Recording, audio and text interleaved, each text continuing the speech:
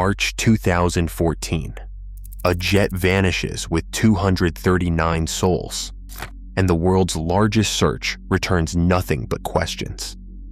Now, after years of dead ends, a private mission is risking everything on better tech, sharper data, and a single promise: no wreckage, no reward.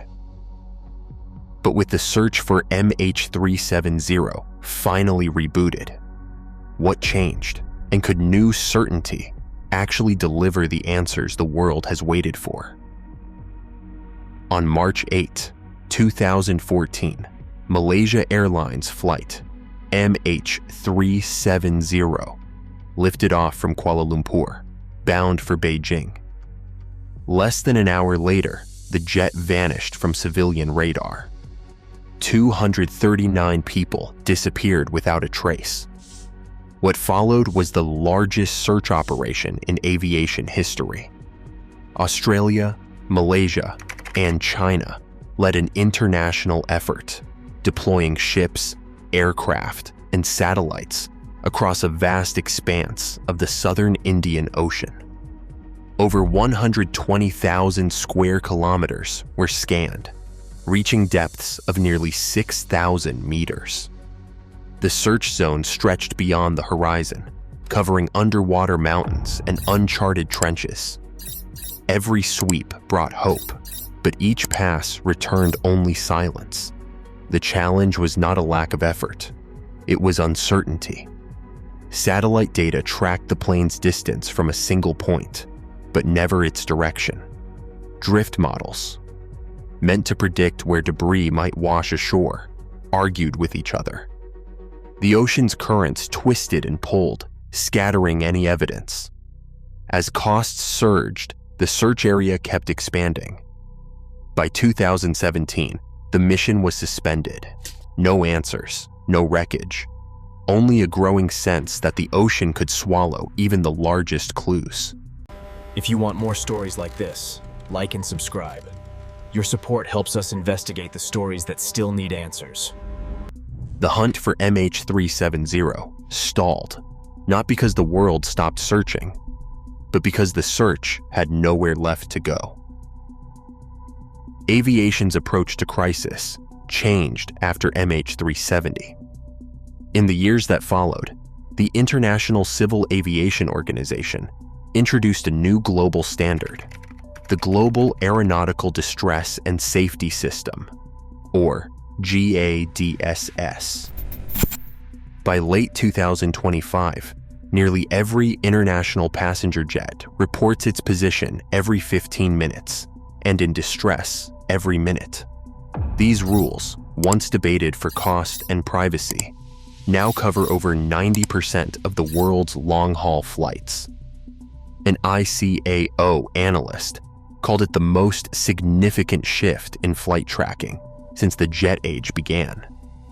The goal is simple: no more vanishing without a trace.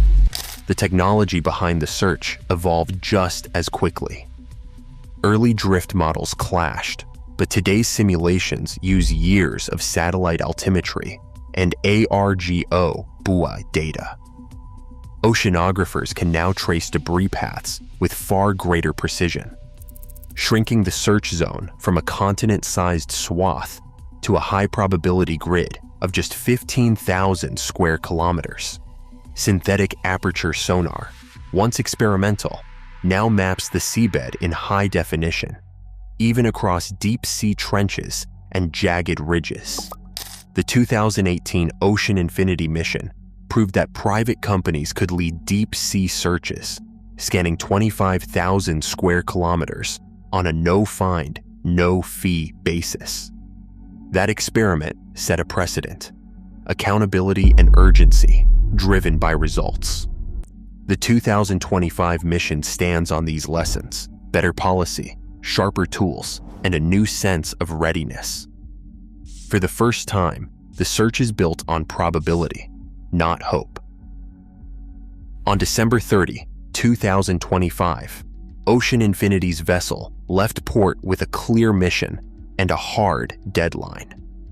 The company stands to earn up to $70 million, but only if they find the wreckage of MH370.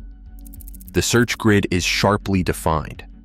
15,000 square kilometers, mapped in just 55 days. Every hour counts. Malaysian Transport Minister Anthony Loke called the agreement a breakthrough, putting public money on the line for real results.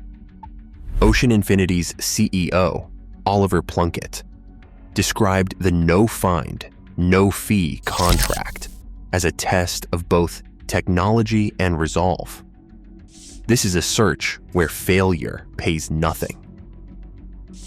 8 autonomous underwater vehicles slip beneath the surface, each one engineered for the extremes.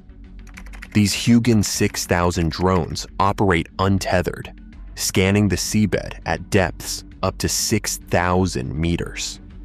Their sensor arrays, side-scan sonar, synthetic aperture sonar, magnetometers, and high-definition cameras build a 3-dimensional map of the ocean floor, revealing details lost to earlier technology. Coordinated by artificial intelligence, the swarm covers hundreds of square kilometers in a single 24-hour sortie, navigating trenches and ridges that once hid all traces of MH370. Ocean Infinity's engineers monitor data in real time, adjusting search patterns as the machines relay sonar images and environmental readings back to the surface.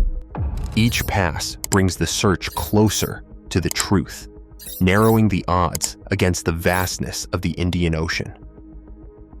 Wreckage found after 11 years at 4,000 meters would not resemble a single intact aircraft. Pressure buckles metal. Salt water eats into aluminum. Ocean currents scatter fragments for kilometers, sometimes burying them in silt. The black boxes, protected by titanium shells, are built to survive, but time is not their ally. Data recorders from Aviation, France. 447 yielded answers after 2 years at similar depths, but memory chips degrade and batteries fail. Even if the flight data recorder and cockpit voice recorder are recovered, corrosion or damage could erase vital moments. Some questions may finally get answers. The plane's last movements, its system's final status. But the most important question, why, could remain just out of reach. For families and investigators, even a discovery may leave the story unfinished. Today, real-time tracking is standard, but uncertainty still rules the deep.